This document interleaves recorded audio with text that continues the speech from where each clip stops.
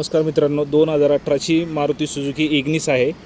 झेटा variant आहे, top वेरियंटमध्ये गाडी आहे, सिंगल ओनरमध्ये गाडी आहे. गाडीची कंडिशन पाहून घे, एकदम वेल मेंटेनमध्ये.